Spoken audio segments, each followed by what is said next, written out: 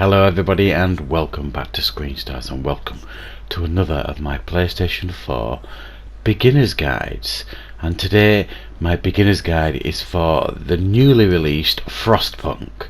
Now this game was released last week and I've put quite a lot of time into this game now, and if any of you have watched my channel before, you know that I'm a big fan of city building games, and there's a couple of guides up on the channel for previous city building games.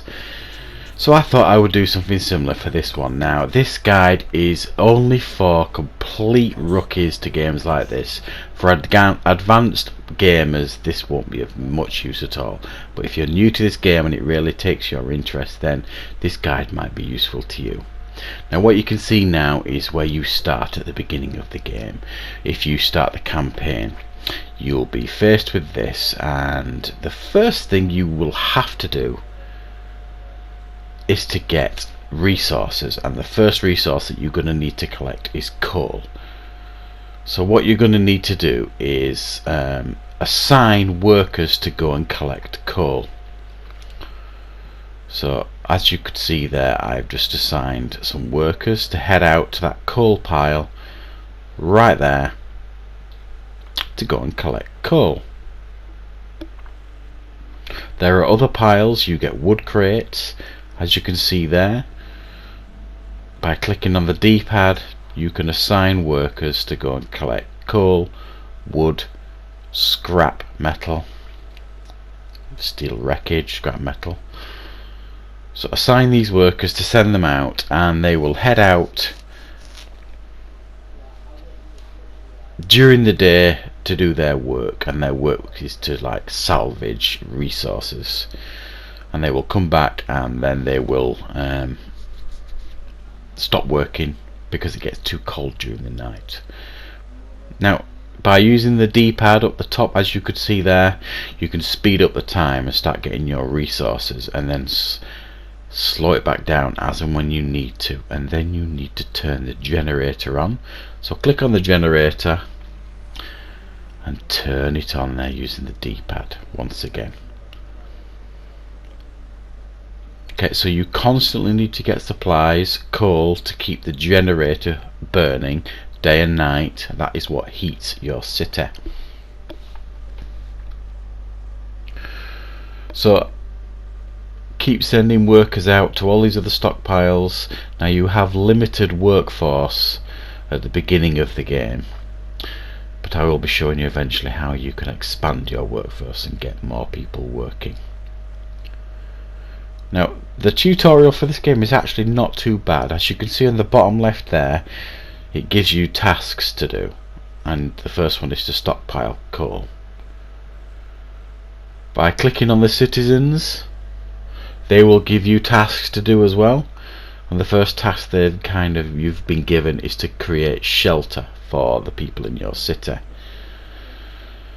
So you go to construction, you go to people, and then you click on tents. Early in the game all you can do is like build these tents, but as you research new technologies in the game, you'll be able to build far better structures for your citizens. But initially you can only build these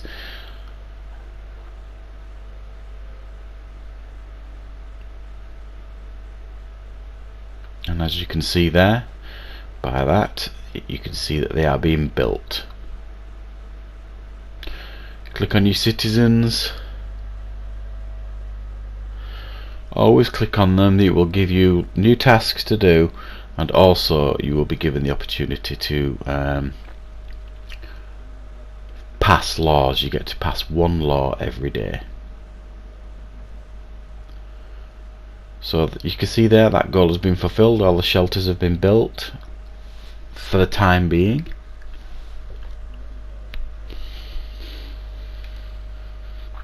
So speed it up during the night. You want to get it back to early morning. About 6 o'clock in the morning is when it all starts happening again. So speed it up during the night. You can't really do much during the night other than like build in the city really. You can't send people out unless you pass some laws that will do that.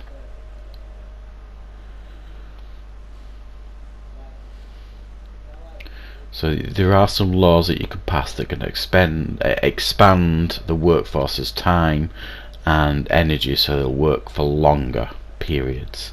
So as you can see there, the morning has begun and they've gone back out to their salvage site to get some more resources for the city.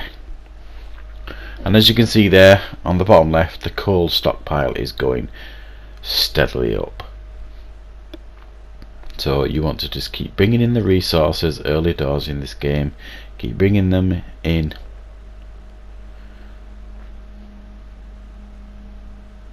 and then once you've got enough resources early on, then you want to start building food. So go to construction again, use the left one or right one to move along to the food. You need to build a cookhouse. Now there are certain buildings in the city that you will need to man with workforce. So you need a cookhouse and a hunter's hut. Now the hunter's hut, essentially that is hunters that will go out during the night and hunt for food, and they will bring it back, and then during the day the cookhouse will cook that food. But both of these buildings, once they are built, you need to fill up with citizens. So as you can see there, they're both being built, and that red circle there, you can see it just above, that tells you that that's not in use because it's not been filled up with any workers. And the same with the other one, the cookhouse.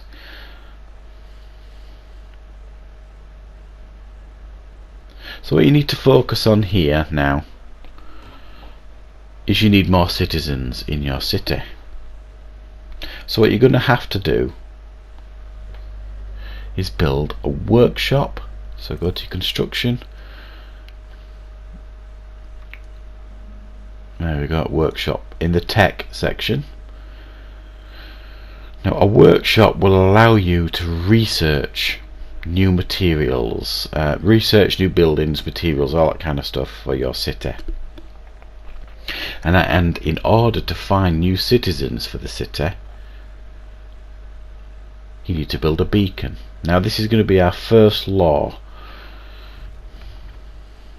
Now early on in the game you want basically your citizens to work a bit faster. So it gives you the options early on. What laws? You've usually got 2 different laws you can pass for each kind of subject. Now I've just passed an emergency shift law, which means that people will work for longer. It means that their hope and discontent, hope will drop and discontent will rise, but you'll get people to work longer initially in the game. A good rule of thumb here is if you pass a law where discontent rises, the next law you want to pass will get, you want to get discontent to improve, if you like. So don't keep passing laws so that discontent keeps rising. Same with hope, you don't want that to keep dropping. So once the workshop has been built, you head into it and you want the beacon to be researched. You need the beacon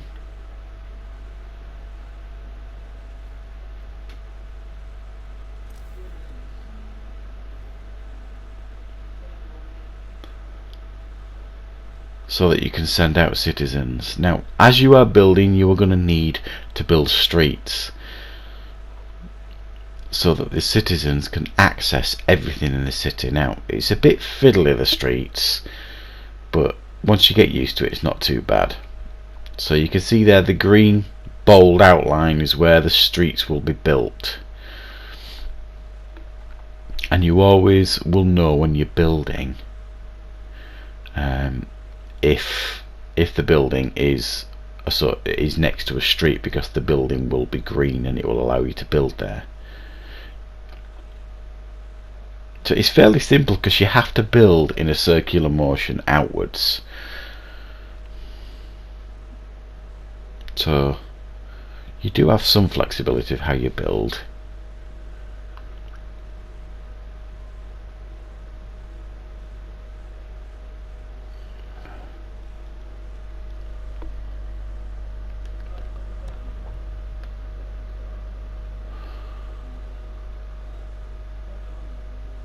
So you can see there the beacon has been researched. So then it's just a case of placing the beacon, and you need the beacon to be able to send out to find survivors. So you get your beacon built, speed up the timer to get that built faster. There we go. Always check on your citizens, and always try and respond to their requests as best as you can. It's not the end of the world if you miss some of them sometimes, but you really must try. Right, so once the beacon has been built, and this is the nice little scene you get for the beacon, you can then send out expeditions to look for survivors and for supplies and equipment and all this kind of stuff.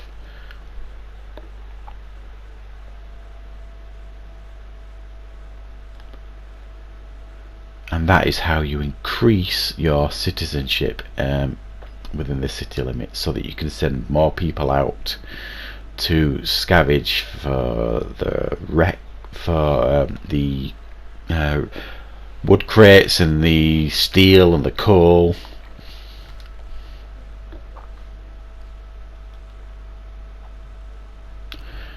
So it is very important that you increase the citizenship.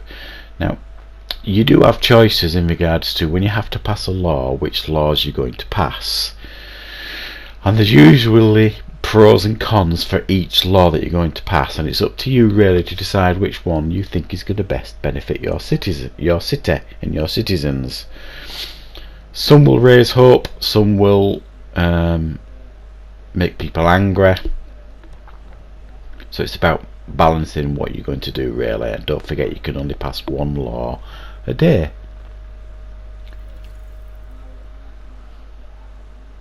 So you can see there, this is in the workshop, all these different things you can research, and it goes down in layers, so you have to keep constantly researching as you go down, and your technologies increase as you go. But like I said, this is just a very basic guide to get you started, to understand the basics. And the basics essentially is get resources, get the beacon built, get the expeditions sent out, and get your food gatherers on board, so that you're getting fresh food into your citizens, and try and keep them as happy as you can, as quickly as you can. And once you've built that solid foundation, then you can experiment and expand as you grow with that good foundation that you have built. There's loads of different options.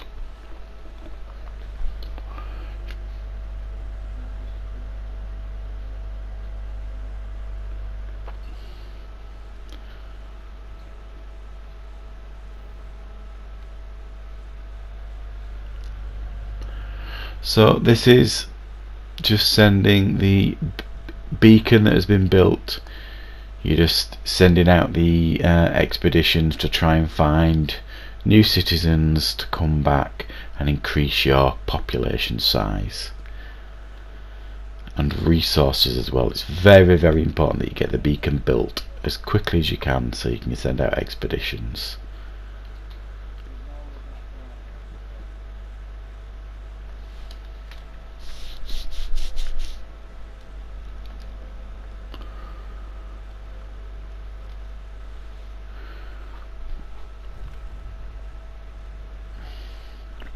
Always remember to click on the citizens. They've always got important things to say, and it is your choice as to what laws you're going to pass. Some will benefit in the short term, some will benefit in the long term, and not all of them will be popular with your citizens.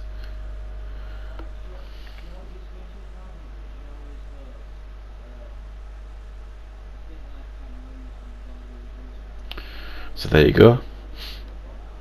The expedition has found some new survivors that will return to your city, increase its size, increase its population size. You can put more people to work, slowly grow the city, resources will increase, and that gives you a good solid foundation of which to grow on. So you can add workers to all the different areas. Very, very important that you remember, get your resources in place first, get your food in place, your cookhouse, your hunter's hut, get a medical facility built that is manned to keep people from falling constantly ill, get the beacon built and sent out, and grow it from there. So I do hope that you've found this guide useful. It's a wonderful game, this. It's really, really good. It gives you the impression of being a really quite complex city building game, but it actually makes quite a lot of logical sense when you play it, and it's not overly harsh either, I don't think. Another big tip here, I forgot to mention, because you're going to be short on food at the beginning, do the soup option. It will expand the meals, because you will get very, very few supplies early on in the game, and people will start starving fairly quickly. So make sure that you do the soup option, because it'll make the food resources expand and go around the citizens far, far better. The same thing with all the laws. Like I said, you've got two options, and it's for you to decide which you think is the best one. So I hope you found the guide useful. It's only a very, very basic guide, and I hope you enjoy the game. Thank you for watching, everybody. I'll see you next time on Screen Stars.